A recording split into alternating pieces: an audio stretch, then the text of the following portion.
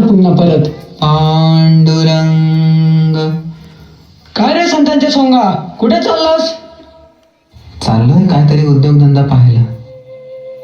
आपण एखादा उद्योगधंदा द्याल तर तुमचे फार उपकार होतील. पाहिलात का ज्ञानबा, हे तुमचे तुकोबा धंदा शोधायला चाललेत. अहो, देशावरचे मीठ कोकणात येऊन व्यापार करणाऱ्या या शिरोमणींना कोण हो धंदा देणार? आहे, तुला एक धंदा आहे. कोणता म्हणून नाही विचारलंस? अरे, भीक मागायचा. भीक मागावी, बायका पोरांचं पोट भरावं, उरलेलं विकून धन संचय करावा आणि भिक्षेवर राहणारं संत म्हणून मिरवावं. तेव्हा खुशाल परमेश्वराच्या नावावर भीक मागायचा धंदा सुरू कर. पण थांब, पहिल्यांदा मीच तुला भिक्षा देतो. भिक्षा? छे छे, भिक्षा पात्र अवलंबणे जळो जिणे लाजीरवाणे.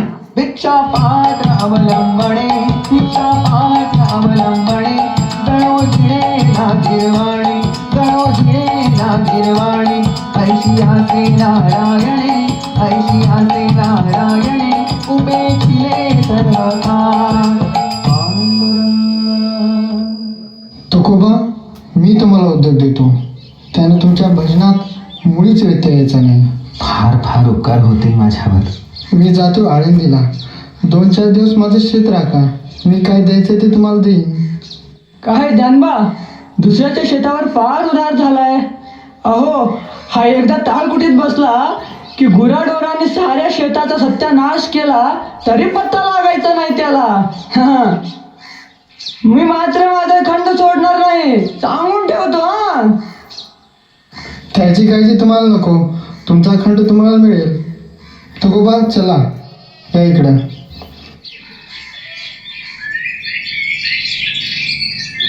तुकोबा, ही पहा शेती. हे राखायचं हा.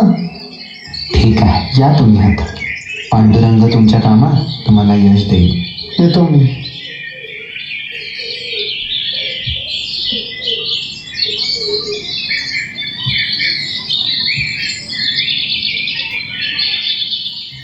सदा माझे डोळा जडो तुझी मूर्ती.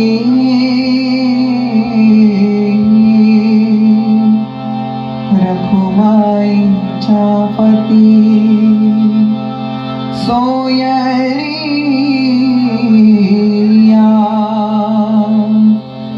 गोड तुझे रूप, गोड तुझे नाम, देही मज प्रेम सर्व काळ. विठू माऊलिये हाची वर देई. संचरो निराही हृदयी माझी. तुका म्हणे काही न मागो आणिक. तुझे पायी सुखा सर्व आहे.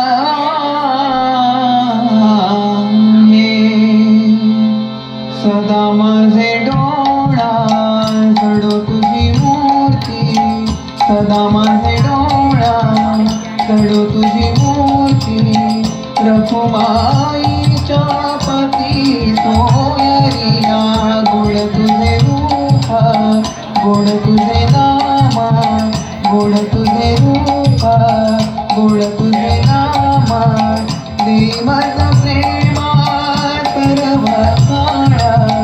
विठू माऊलिये हाची वर देई. संचरो निराही हृदयी माझी. तुका म्हणे काही न मागो आणिका. तुझे पायी सुखा सर्व आहे. गोड तुझे रूप, गोड तुझे नाम, गोड तुझे रूप, गोड तुझे नाम, गोड तुझे रूप, गोड तुझे नाम, गोड तुझे रूप, गोड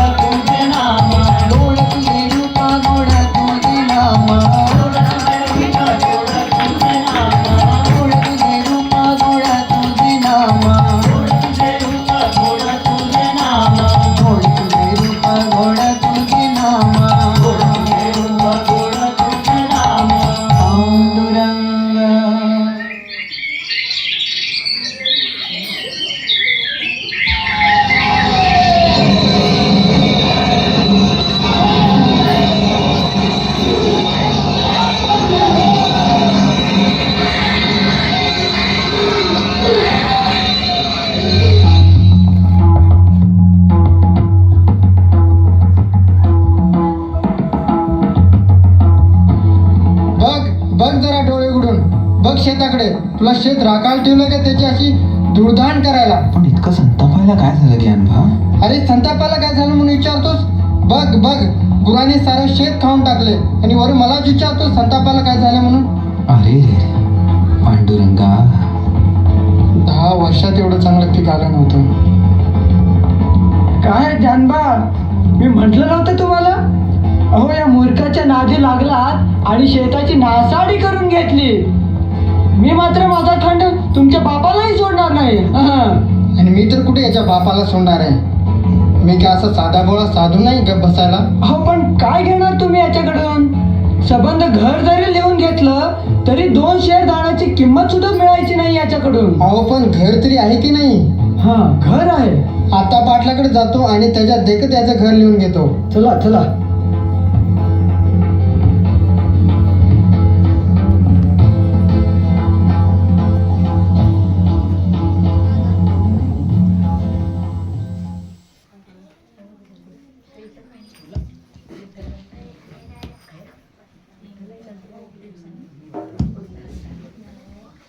तर ज्याप्रमाणे सालूमालू संत तुकाराम महाराजावर असा आळा घालून साक्षात विठ्ठलाने त्या धनराशीची इतकी वाढ केली की त्यांना दरवर्षीच्या प्रमाणापेक्षा जवळजवळ 100 गुणा एक्स्ट्रा म्हणजे अधिक मिळालं.